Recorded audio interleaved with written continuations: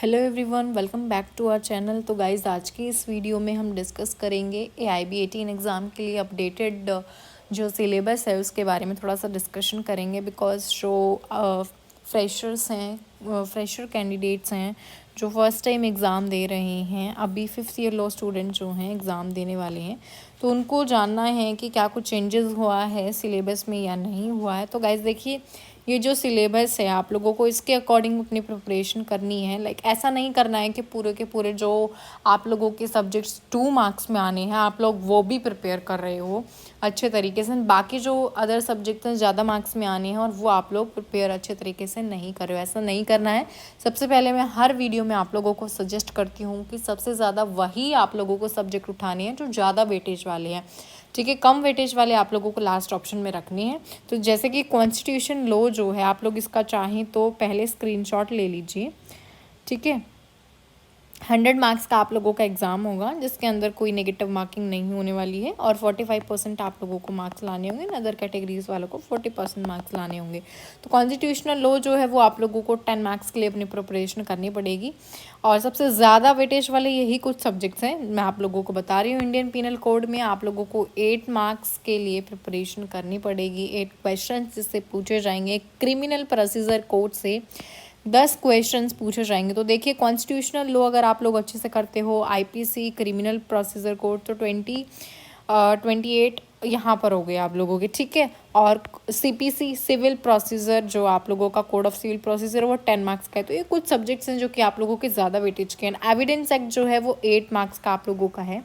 Alternative dispute resolution including arbitration act जो है वो आप लोगों का 4 मार्क्स का है। फैमिली लॉ भी बहुत इंपॉर्टेंट है, वो भी 8 मार्क्स का है। पब्लिक इंटरेस्ट लिटिगेशन 4 मार्क्स का आने वाला है। एडमिनिस्ट्रेटिव लॉ जो है वो 3 मार्क्स का आने वाला है।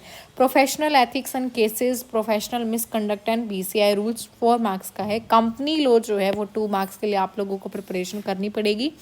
इन्वायरमेंटल लॉ जो है वो 2 मार्क्स के लिए है।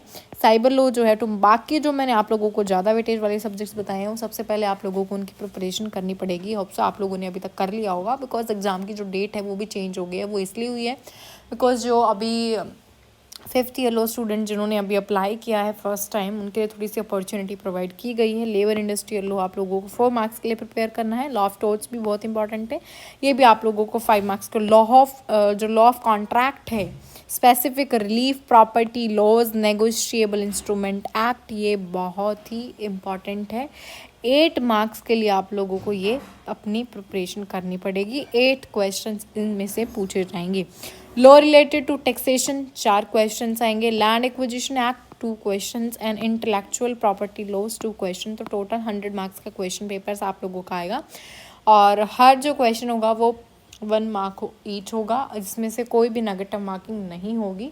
आप लोगों को उसके अकॉर्डिंग अपनी प्रिपरेशन करनी पड़ेगी। ऐसा नहीं करना है आप लोगों की पहले आप कंपनी लॉ उठा रहे हो, एनवायरनमेंट लॉ कर रहे हो, साइबर लॉ कर रहे हो, इंडस्ट्रियल वगैरह। तो सबसे ज़्यादा आप लोगों का IPC, constitution, CRPC, CPC, evidence act, family law and contract law, law of torts, ये सब्जेक्ट्स आप लोगों को उठाने हैं। बाकी आप लोगों को बाद में अपनी प्रिपरेशन करनी होगी, ठीक है। तो गाइज़, अगर आप लोगों को ये वीडियो हेल्पफुल लगी है ना, स्टिल अगर आप लोगों को कोई भी कन्फ्यूजन है तो आप लोग कमेंट सेक्शन में मेंशन कर सकते हैं या फिर हमारा एक ग्रुप है टेलीग्राम पर लॉन टिप्स के नाम से, वहाँ पर भी अपनी क्वायरीज़ को आप लोग शेयर कर सकते हो।